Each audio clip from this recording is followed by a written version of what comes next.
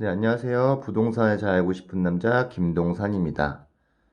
자, 오늘은 3기 신도시를 좀 생각하고 계시는 분들이 보면 좋을 것 같은 어떤 얘기를 한번 해보겠습니다. 자, 지금 3기 신도시를 생각하고 계시는 분들이 좀 많이 있을 거라고 생각이 들어요. 저는 개인적으로 3기 신도시에 대한 생각은 없지만 인터넷에서 나오는 말들도 찾다 보니까 요거는 좀 알고 계시면 좋을 것 같아서 한번 얘기를 해볼게요. 자, 기본적으로 3기 신도시가 지금 그러니까 무주택자들의 희망이다. 그러니까 내 집 마련을 할 수 있는 어떤 좋은 기회다. 많이 또 그쪽으로 가라고 지금 많이 얘기를 하고 있죠. 제가 어디서 기사를 한번 봤어요. 그게 뭐냐면, 자, 제목이 뭐냐면, 토지 임대부 주택 LH의 판매 의무화 주택법 국회 통과. 이게 내용이 뭐냐면, 어, 앞으로 토지 임대부 주택을 분양받는 경우 해당 주택을 공공기관에만 대표할 수 있도록 하는 주택법 개정안이 국회를 통과했다. 토지 임대부 주택이란 땅의 소유권은 정부에게 남겨주고 건물만 팔아 분양가를 낮추는 제도다. 이렇게 나와 있어요. 요거를 좀 쉽게 한번 얘기를 해보면은 요거를 한번 정리를 해보자면은 이게 인터넷에 이제 용어를 검색해 봤을 때 토지 임대부라는 거는 아까 그 기사에서 나오는 것처럼 토지는 LH를 통해 정부에 남겨두고 건물만 팔아서 분양가를 획기적으로 낮추는 제도다. 토지에 대해서 임대료만 내면 된다. 여기 있고요. 환매 조건부라는 거는 정부나 LH 등 공공이 주택을 건설해 분양하고 일정 기간 경과된 뒤 이를 공공이 다시 사들이는 것이다.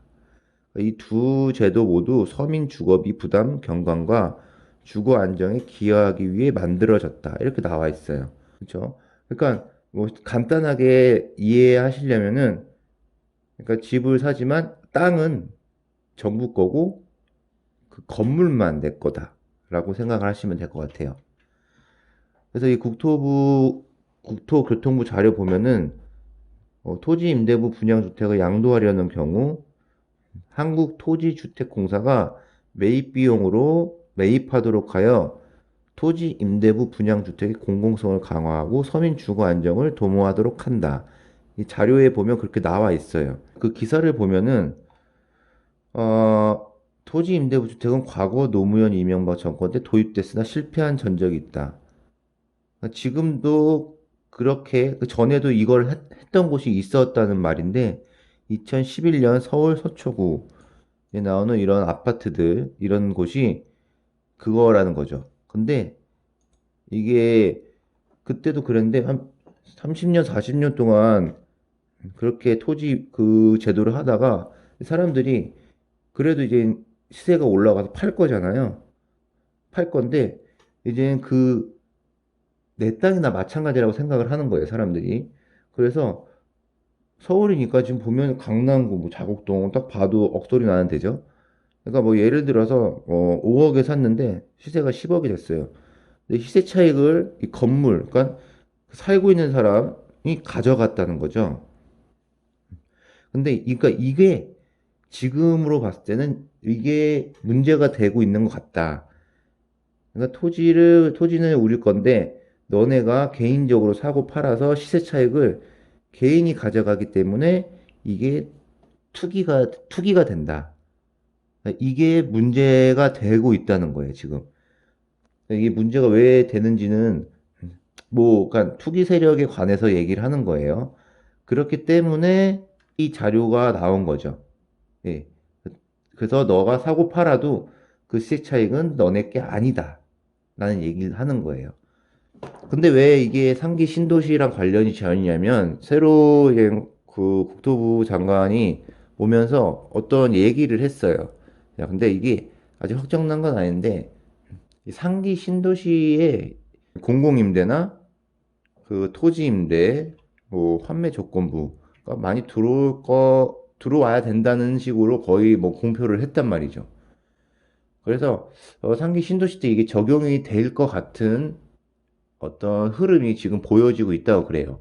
예, 이거는 저도 확실한 건 아닌데, 다른 분들, 인터넷이나 흐름을 봤을 땐 다들 그렇게 간다고 얘기를 하더라고요. 그래서 혹시나 그 상기 신도시 생각하는 분들이 이거를 좀 알고 있으면 개인적으로 알아볼 수 있고 뭔가 생각을 한 번 더 하실 수 있는 거죠. 그러니까 계속 이게 나오는 이유는 이 공공이라는 계속 단어가 나오죠. 그러니까 어, 이 개인의 소유권에 대해서 계속 문제를 제기하고 있고 그거를 지금 바꾸어 가려고 하고 있어요. 예. 그러니까 이 목적은 그러니까 집값이 계속 올라가고 개인이 이걸로 시세 차익을 버는 게 불로소득이다. 이런 얘기가 많이 나오기 때문에 계속 이런 제도를 나오고 있어요. 그래서 이렇게 된다면은 만약에 내가 상기 신도시에서 이런 제도에 적용받아서 나 집을 샀어요. 집을 예를 들어서 5억에 샀어요. 근데 뭐 오래 살죠. 한 20년 살다가 이걸 팔고 싶어요. 팔 때 내가 5억에 샀잖아요. 근데 현재 다른 옆에 아파트가 10억이에요. 그럼 10억에 못 파는 거예요. 네, 쉽게 말하면. 5억에 샀으면 5억에 팔아라. 이거죠.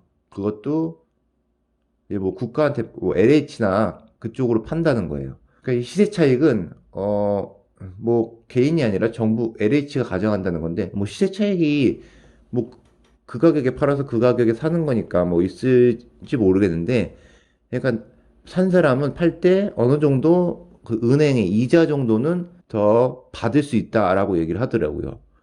예. 그러니까 어떻게 보면은 어 장기적으로 이사를 안 다니고 전세를 산다는 거예요. 안 팔 거면 계속 살 수 있고요. 근데 이게 문제가 뭐냐면, 자, 아무리 무주택자분들도 어떤 집을 사거나 아파트 청약을 할 때 생각하는 게, 나는 여기서 평생 살 거고, 아파트 오르고 내리고, 아파트가 오르고 내리고 신경 안 쓰겠다 하시는 분들이 비율이 정확히는 모르겠죠. 하지만 뭐 100번 양보해서 반 정도라고 해볼게요.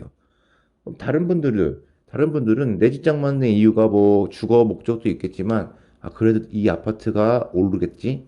로또 분양이다. 이런 거 생각을 안 할 수가 없어요. 예. 근데 이 상계 신도시 아니고 다른 동네가, 비슷하게 들어가고 말고도 차이가 아니라 한 20년 똑같이 살았어요.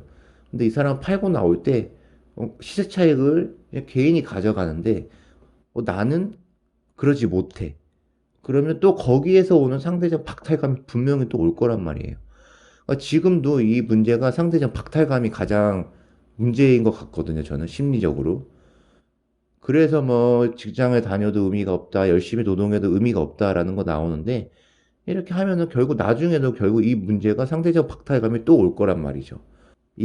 그런 문제가 아예 배제된 분들은 들어가면 좋을 것 같긴 해요.